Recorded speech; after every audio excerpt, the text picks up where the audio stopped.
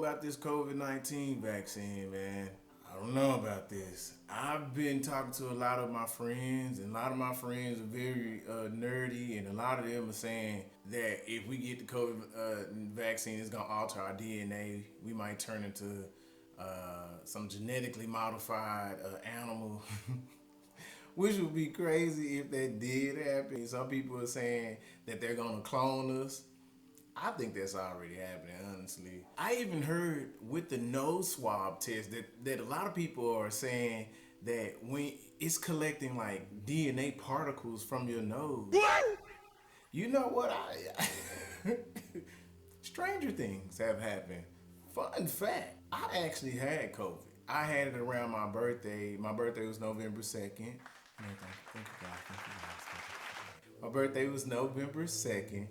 And I had it, and it was a horrible experience, man. I'm a young, healthy dude. I work out, and it was hard to go up the stairs. Like, I was breathing hard, and I felt like flu symptoms and everything. I didn't get the other symptoms that people like they can't taste or they couldn't smell. Like, I could do all of that stuff. I had my birthday cake, and it was pretty good. I could taste it, and I had COVID. I tested positive for COVID, but I wonder, with that being said, since I have some type of immunity, or I built up a defense, my immune system has pretty much, I guess you can say, has downloaded the COVID-19 and built and is able to fight it. I need to get the vaccine? Honestly, like, that's a question that I have. Do I need to get it? The people that got it and actually went through it and survived it, do they have to get the vaccine? And will it even do any good for us? Guys, I'm curious, man, about this vaccine. And you know what? I found a video with these two guys explaining the vaccine and what it does. And I thought it would be cool to do a reaction to this. So let's watch it. I'm curious. So what does the virus actually do to your body? I'm glad I found this video, guys. Let's watch this. There's a lot of excitement right now around the record speed vaccines for COVID-19, some of which are already starting distribution in parts of the world. But given that these are mRNA vaccines, a relatively new technology that has not been widely used before. Let's start there. He said, what did he say? mRNA. And he said it's relatively new. I'm already suspicious, guys. I don't know. The theory's starting to sound right. I don't know.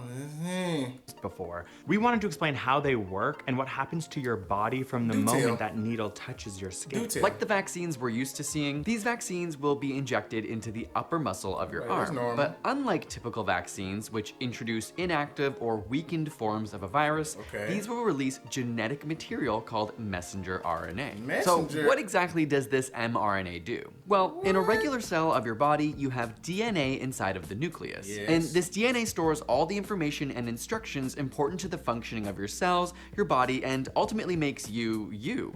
Inside your cell is machinery that reads through your DNA and transcribes it into mRNA, which then leaves the nucleus and goes into your cytoplasm. And it's here that the ribosomes in your cells read the RNA, and depending on the specific code, build a series of amino acids which fold in on themselves to make proteins which keep you alive and functioning. This process is known as translation. In fact, it's this process that viruses take advantage of in the first place. They insert their own genetic information into you, and then your cell machinery unwittingly starts taking that information and building proteins to help create more. That's creepy. So they inject themselves into that's like a vampire. It's like all the crazy cartoons and stuff that we used to watch, man. This is just reality. Okay. This is getting creepy, guys. It's getting creepy. Viruses. So back to the needle. The mRNA that is being injected into you from the vaccine also carries genetic instructions. But in this case, it's only coding for one small part of the virus. instead of the whole thing. You've probably seen SARS-CoV-2 represented like this, with the spikes on it, and it's this spike protein, which on its own is harmless, that the vaccine's mRNA codes for. The mRNA makes its way into the cytoplasm of your cells, where the ribosomes read the information and start to create the spike proteins. Once the protein is made, it goes to the cell membrane, and then your cell breaks down and destroys the injected mRNA instructions. So what good does having a tiny fragment of viral spike in your body do? Well, it gives your body, and more importantly your immune system, a preview of what the virus looks like without causing disease. Suddenly, your antibodies will notice it and go, well, this doesn't belong here, which triggers an immune response to recognize and prepare your body for the real thing without ever having to come in contact with the They're missing their calling, man. They should have been like biology teachers, because if somebody taught me this type of stuff in biology, I definitely would have paid attention. My biology teacher was trash. Just trash. But if they would have did it like this in high school, I think a lot of us would have definitely paid attention. The animations that really keep my, I'm learning a lot right now. I'm learning a lot. Yeah. Actual virus itself. Your immune system essentially gets a head start by creating powerful antibodies that can neutralize and kill the real virus. And this antibody memory is stored in your B cells, so that if you are ever infected in the future with the SARS-CoV-2 virus, your body now has the upper hand. This is known as an adaptive immune response. Your body has already seen these spike proteins before, and therefore it already knows what to do.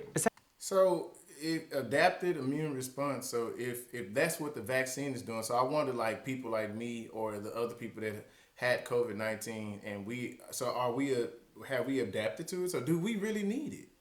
That's the question that I have right now, and I'm not getting any type of answers about that. So that's okay. Essentially, these mRNA vaccines allow your body to protect itself from a future infection without ever having to risk the consequences of getting the disease COVID-19. So why haven't mRNA vaccines been used before? While they are relatively new, researchers have actually been experimenting with them for decades, but in the past, they've been very unstable. Enzymes in your body would break down the mRNA quickly, so they needed to be packaged well. The ones being released now have the mRNA encased in lipid nanoparticles, which essentially protect the mRNA from being degraded.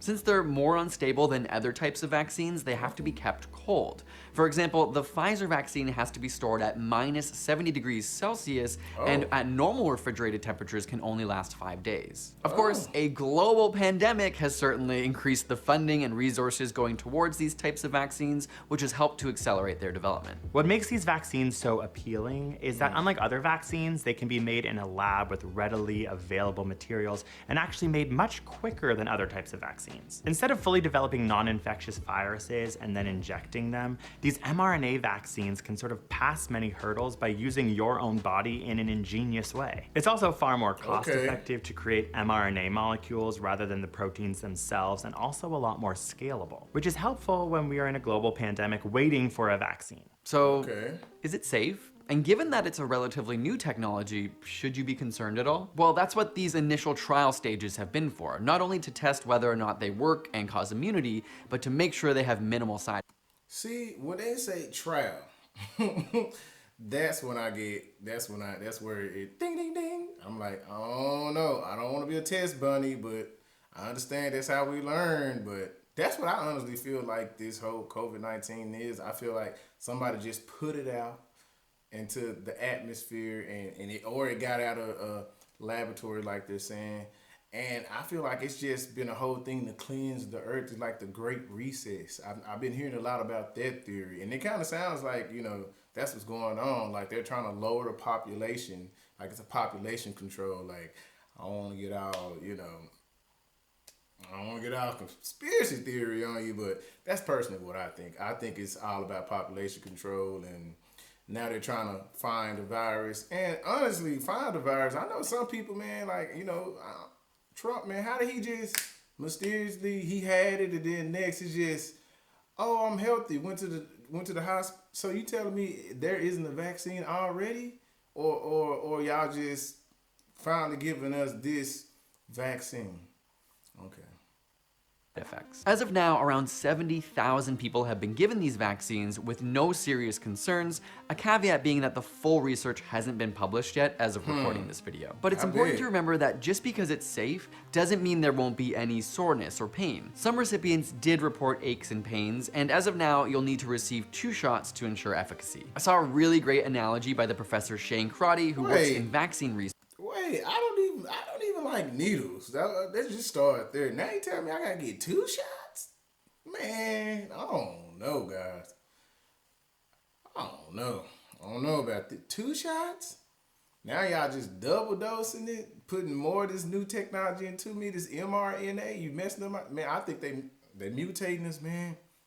GMO, they're mutating us. And he said, it's not unlike going to the gym and getting exercise and really sore muscles. A bit of pain can be a positive sign that good things are happening.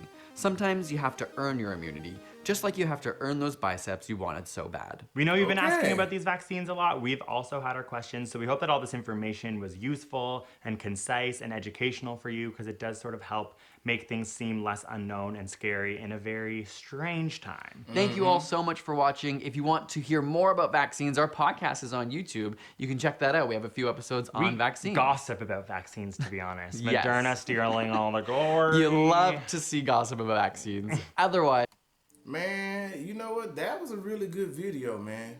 Thank you guys for really putting out that video. That cleared up some stuff, man. I'm still skeptical about the vaccine, this whole new technology. I'm like, what?